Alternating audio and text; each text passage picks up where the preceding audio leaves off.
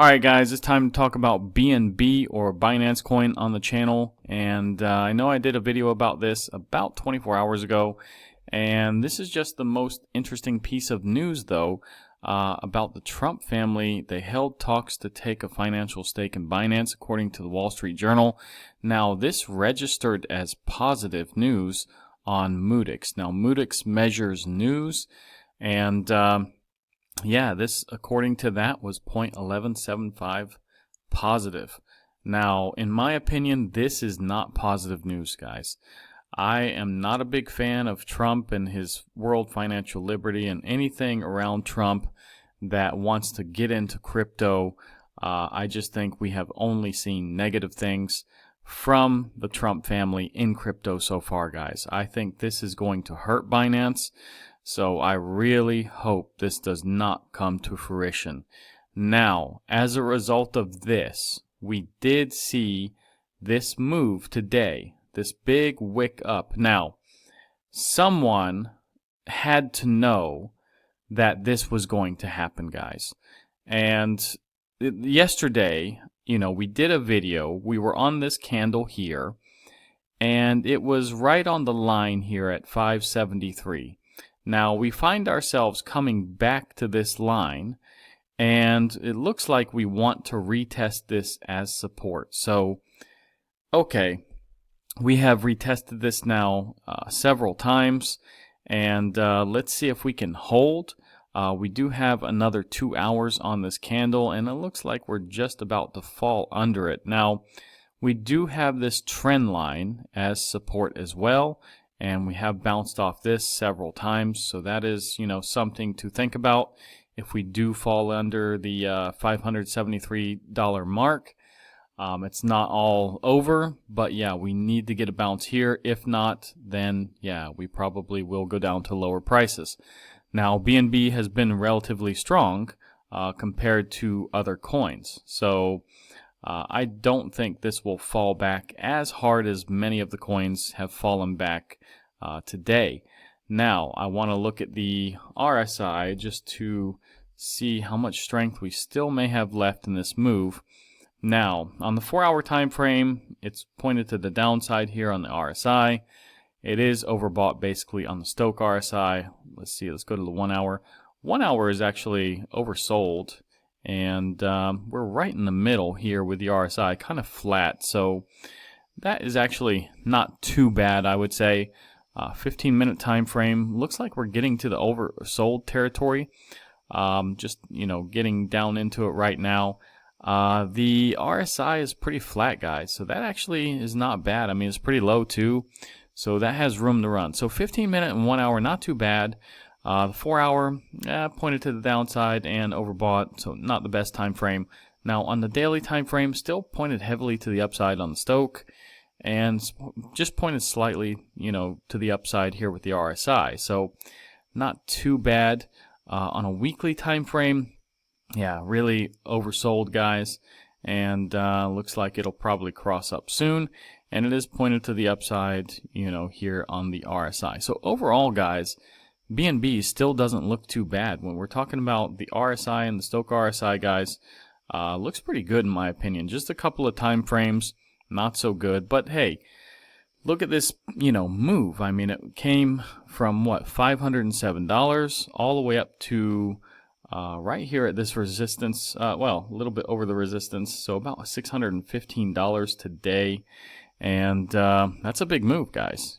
So yeah, probably will cool down a little bit, and I do think we will see a bounce here, and as long as Bitcoin doesn't dump on us so heavily, I think we will continue. Now, BNB, as I said yesterday, guys, 200 million max supply, total supply 145 million, and pretty much all of this is circulating. Now, the all-time high is still about 27.5% above us.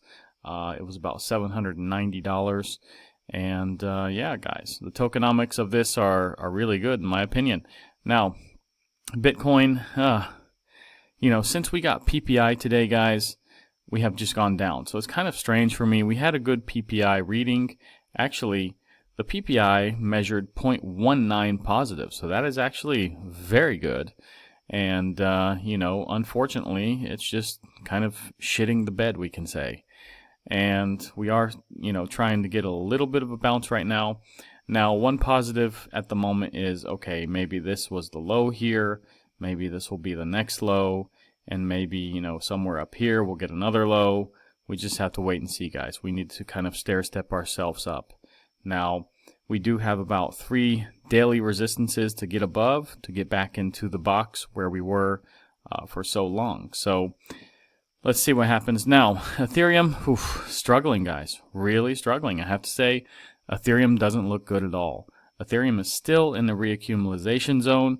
It tried on the 11th to break out and get back into this, you know, Fibonacci zone here, but it failed. So the next 4-hour candle came back down, and since then we've just hit this a couple of times. And yeah, guys, I mean, I expect probably Ethereum to keep, you know, going down, in my opinion. I just think this is not going to do that well this cycle, as many people think it's going to do. You know, a lot of people think it's going to do so well, but I just don't think so. Anyways, let's move on. Now, if we look at the total market cap excluding Bitcoin here, we have lost this trend line that I drew yesterday, so that is not a good sign. We are under 1 trillion once again, and we find ourselves at 993 billion. Now, the dominance, guys, this is actually not too bad. We are seeing this fall, but you know, we still, if I move this here, we are making higher lows here. So yeah, it's still stair-stepping up, and that's not what we really want to see. Now, the CME gap actually is filled a little bit more, so we need to move this. We still have a gap though, and you can see it starts about, what, 84,645 up to about 85,800. So plus minus a little bit. Actually, I can move this up a little bit. Yeah, so 890 basically. So anyways, that is the gap still. Still needs to be filled, and we'll see tomorrow if we fill it. Now, if we look at the dollar index, still kind of floating around here between 104.26 and 103.39. So it is getting a little bit of a bounce here at 103.39, and it may consolidate here for a little while before the next leg down, I think. Now, liquidation heat map, pretty tame. Only about 215 million have been liquidated in the last 24 hours, so not too bad. If we look at the quarterly returns, Bitcoin minus 14%, Ethereum minus almost 45%, guys. On the month, it's minus almost 5% for Bitcoin, which, hey, not too bad actually at this point, you know, with all this Trump news and tariffs and whatever, guys. I would say, you know, having minus 5% is pretty good still. You know, I saw today that we have actually outperformed I think it was the S&P, NASDAQ, and things like this. So, because those have been even worse, I think. Now, fear and greed, I'm really shocked, guys, because 24 yesterday, and today we find ourselves at 45. So, why are we getting so bullish so quickly? I mean, I know we had a good CPI yesterday, but what other great news did we have? So, to find ourselves 21 points up, in my opinion, it's not a good thing. I don't want to heat up too quick, guys. Now, the altcoin season index, I refreshed this right before this video, so it went from 18 to a 22. So we're starting to trend up a little bit more, and that's due to the dominance, you know, falling a little bit. Now, the, you know, bull market peak indicators, guys, still, I refreshed this before the video. It's still 0 from 30.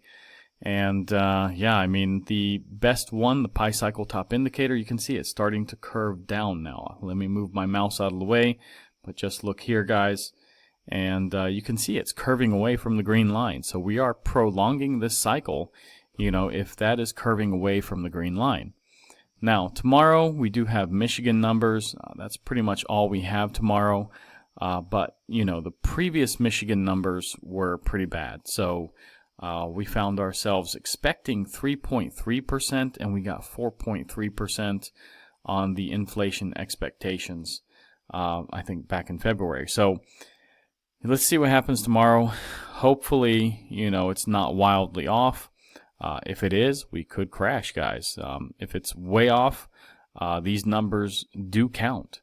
Now, taking a look at the FedWatch tools, guys, 98%, believe in a few days that we're not going to get a cut. There's still 2%, though, that are holding out hope. But yeah, I don't think so. If we look at May, though, let's look ahead here. Yeah, it looks like, 20% now just believe that we're going to get a cut. So it was about 45%, something like this a few days ago. And we did have I think a couple of percent thinking we were going to get a half-point cut. So yeah, it looks like more are predicting we're going to hold this rate at least through May. So that's kind of interesting to see with the good numbers that we've had. I expected the numbers to be even, more in favor of a cut, but okay. Now, taking a look at crypto bubbles, pretty ugly on the day. It's pretty ugly all over the, chart except for the hour. So let's see, like I said, Bitcoin is kind of getting a bounce here. So yeah, you are seeing a green candle at the moment. But we still have, this is a 4-hour candle. So yeah, we still have 2 more hours to close out this day. And the day is not looking too good. You can see this daily candle, it's pretty red and to the downside, unfortunately. Now, taking a look at Coinondo, guys, you can stake your BNB. You have to be careful, though. You have to be aware of the limits and things. Be aware of the days that you have to lock up your coins and things. You don't want to get locked up in a position that you can't get out of when you're ready to sell. So be ready. I'm looking for flexible or maximum 30 days, guys. And yeah, that's me, though. You do as you want to do. You can lock it up for 2 years if you want, 3 years, 10 years. BNB is a great coin. Hey, why not lock it up? If you really believe in it. I really believe in it, but still, I think I will sell it at the end of the cycle and try to buy more later. Anyways, guys, if you like this video, like, subscribe, activate the bell, share this video with your friends, and I'll see you guys in the next one.